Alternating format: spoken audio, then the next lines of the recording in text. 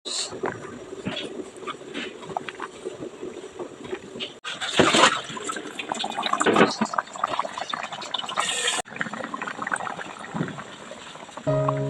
semua, Assalamualaikum. Pada hari ini saya nak kongsikan lagi resepi masakan rumahan. Kemarin-kemarin nasi resepi menu raya je kan.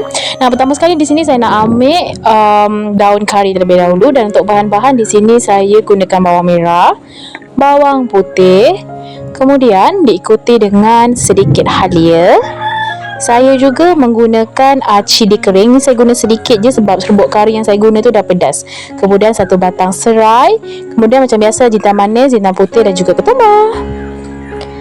Lalu saya juga menggunakan rempah tumis macam biasalah.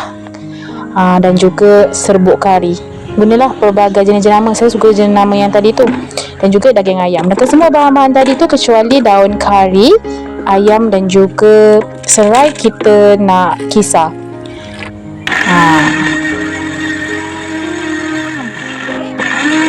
Oh ya, macam biasa saya hampir saja lupa, iaitu kentang.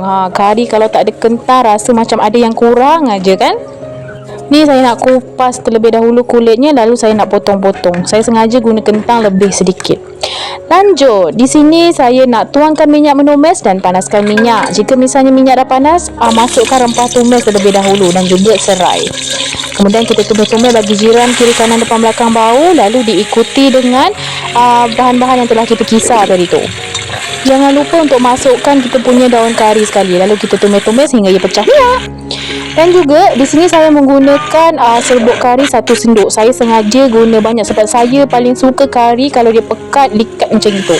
Saya tak suka kari cair. Lalu kita tumis tadi sampai pecah minyak dan kita masukkan air. Masukkan air lebih sedikit sebab kita nak masukkan ayam dan juga kita punya kentang. Jadi nanti ni akan mengambil waktu yang agak sedikit lama. Kita gaul-gaul rata dulu, lalu jangan lupa masukkan kita punya kentang. Jadi kita nak masak sehingga ayam dan kentang kita tu empuk dan juga masak. Nah, ni tadi saya tambah lagi kentang sebab saya suka kari kalau banyak kentang. Ni saya tambah lagi air nak bagi tenggelam semua. Lalu bolehlah sambil tu jangan lupa tambahkan garam sesuai selera, penyedap rasa ataupun MSG ni bagi yang gunalah, yang tak guna boleh skip. Gaul-gaul rata sebentar, lalu kita akan tutup dan masak lebih kurang 20 minit ataupun sehingga kentang ataupun ayam kita tu masak. Nah, ni dia, bolehlah buka. Nampak tak? Tadi saya dah cek kentangnya dah pun empuk. Sekarang bolehlah last sekali kita masukkan santan. Kita gaul rata. Lalu siap untuk dihidangkan. Bagaimana menurut anda dengan resepi kita pada hari ini? Cukup mudah kan? Jadi jangan lupa cuba and jangan lupa like and subscribe for more video. Bye bye.